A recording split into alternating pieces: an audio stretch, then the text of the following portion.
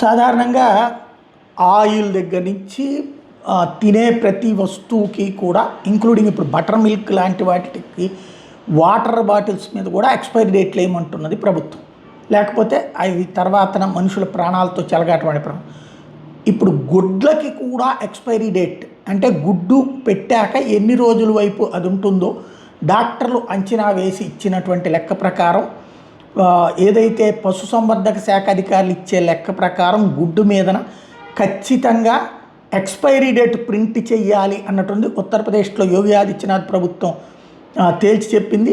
Stamping వేయాలి expiry date, ఇది April 1వ తారీఖు నుంచి అమలు చేయాలన్నటువంటి ఆదేశాలు. ఇక పైన ఇట్లా గుడ్డు మీద పుట్టుక తేదీ అలాగే ఎక్స్పైరీ డేట్ కూడా వెయ్యబోతున్నారు. ఉత్తరప్రదేశ్లో తీసుకున్నారంటే నిర్ణయం నిదానంగా దేశవ్యాప్తంగా అమల్లోకి వచ్చేటటువంటి అవకాశం ఉంది.